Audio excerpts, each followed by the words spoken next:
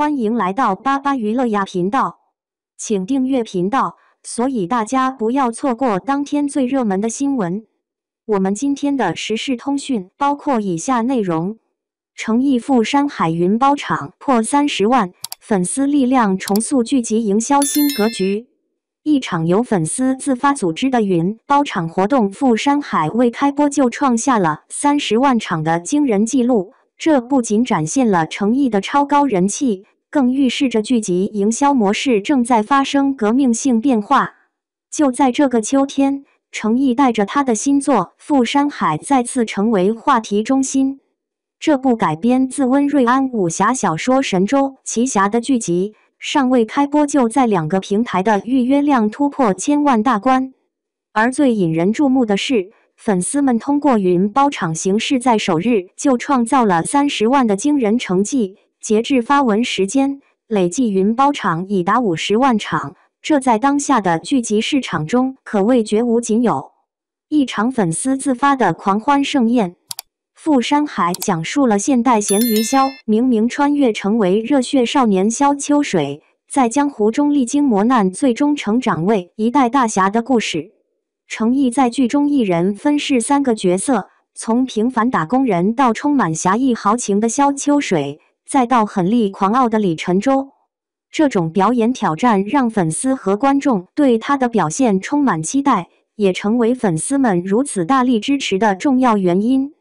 所谓的云包场，其实是粉丝自掏腰包给路人送视频平台会员，只要观看《赴山海》满30分钟，就能免费领取1个月会员。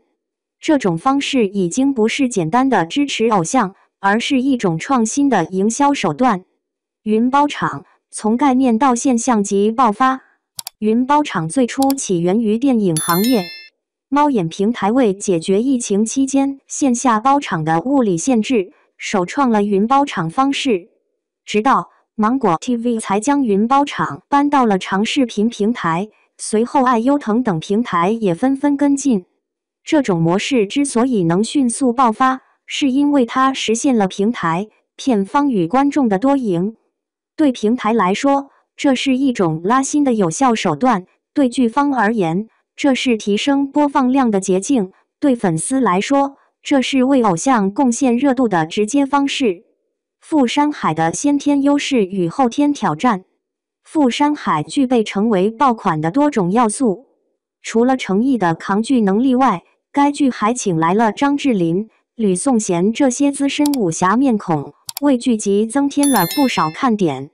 从制作层面来看，剧集的硬件条件也相当出色。动作导演林峰曾是长津湖的动作指导，这为武侠动作场面的质量和质感提供了保障。然而赴山海的播出之路并非一帆风顺，播出档期一拖再拖，原本传闻4月上线，后来推到5月，最后才定下9月11日。这种延期无疑消耗了前期的热度宣传，也让观众等的心态疲软。创新与风险并存的营销模式。云包场作为一种创新营销工具，在扩大剧集触达范围上具有显著优势。用户为领取会员需要登录平台，观看广告，完成指定任务，有些还会自发在社交平台分享经验，实现社交裂变。然而这种模式也存在争议。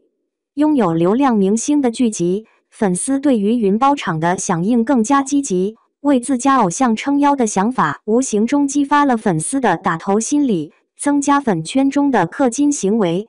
另一方面，被数据裹挟的片方与平台可能转而追求流量演员，造成行业生态失衡的局面。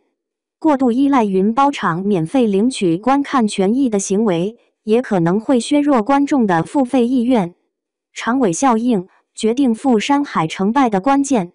回看诚意之前的《莲花楼》，之所以能成为长尾神剧，是因为它播完之后还能保持流量曲线的平稳。收官2年后，播放量依然能霸占全网前10，甚至在2025年暑期档风云榜杀回前2。赴山海能否复制这种成功，关键在于其能否找到属于自己的节奏。莲花楼的长尾效应，归根结底是因为不仅讲了一个江湖探案的故事，还在故事背后反复追问什么是侠，这种精神内核打动了观众。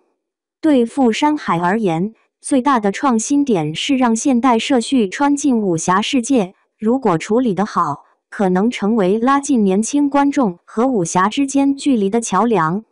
但如果把穿越当成搞笑的小品，把武侠变成了现代人开挂，观众就会觉得割裂。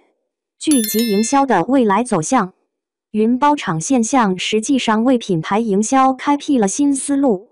借助视频平台庞大的用户基础，云包场天然拥有为品牌提供兼具声量、数据和用户触达的优势。品牌可以通过打包云包场，加大剧内剧外的互动玩法，近距离提升用户对产品的认知与好感，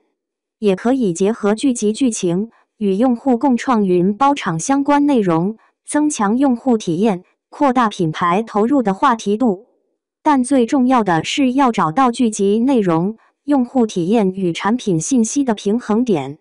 这还需要品牌与平台的持续探索。云包场的狂欢背后，是粉丝经济与平台营销的深度碰撞。富山海尚未开播就已经创造了历史，但真正的考验还在后面。当免费会员的热潮退去，剧集本身的质量才是决定它能否成为下一部长尾神剧的关键。这个秋天，诚意带着新作《富山海》再度成为舆论中心。从改编自温瑞安武侠小说《神州奇侠》的题材，到诚意一人分饰三角的表演挑战，再到未播先火的云包场现象，这部剧在开播前就已经掀起了一场空前的行业热议。最引人瞩目的，莫过于粉丝自发组织的云包场活动。仅在首日，富山海云包场场次便突破30万，截至发文时累计已达50万场。这一数据放眼整个长视频行业几乎绝无仅有。所谓云包场，最早起源于电影行业疫情期间的特殊产物，如今被芒果 TV、爱优腾等平台移植到剧集领域，演变为粉丝自掏腰包为路人赠送视频会员的形式。只要用户观看剧集满一定时长，就能免费领取1个月会员。对于粉丝而言，这是最直接的为偶像打头；对于平台与片方来说，这是拉新与提升数据的双赢。富山海的爆点不止于此，剧情讲述现代咸鱼萧明明意外穿越，化身热血少年萧秋水，在江湖历练中成长为大侠的故事。诚意在剧中挑战3个不同身份：平凡社畜、侠义少年与狠戾剑客。这样的设定不仅考验演员功力，也让观众对他的表演充满期待。再加上张智霖、吕颂贤等资深武侠面孔的加盟，以及曾参与长津湖的动作导演林峰的加持，剧集在硬件层面可谓诚意十足。然而，富山海的播出之路并不平坦。从最初传闻的4月上线，到5月，再到最终敲定9月9日开播，一再延宕让观众的等待热情消耗不少。此时粉丝以云包场形式强势接力，无疑为剧集重新聚集了巨大声量。但这种营销模式也引发了行业思考：当氪金打头成为常态，平台是否会更加依赖流量明星？观众是否会因为过多免费会员而削弱付费意愿？诚意此前凭借《莲花楼》证明了自己具备长尾爆款的实力。该剧收官2年后，依旧能在各大榜单高居前10，甚至在2025年暑期再度杀回前2，真正实现了口碑驱动的长效传播。这种成功并非单纯依赖流量，而是源于剧集内核触及和为侠的价值命题，带给观众精神层面的共鸣。对富山海而言，穿越设定是最大创新，也是最大挑战。如果能在轻喜剧的外壳下讲好一个现代人与武侠世界互相照应的故事，就可能成为连接年轻观众与武侠精神的桥梁。但若仅停留在开挂式爽文层面，则可能陷入口碑断层。真正决定剧集能否走向长尾的，依旧是内容与精神内核。从行业视角来看，云包场无疑开辟了营销新思路。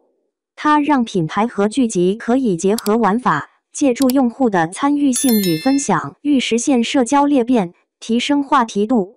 未来，品牌或许会进一步与平台合作，将产品信息与剧情体验深度绑定，打造沉浸式的用户参与感。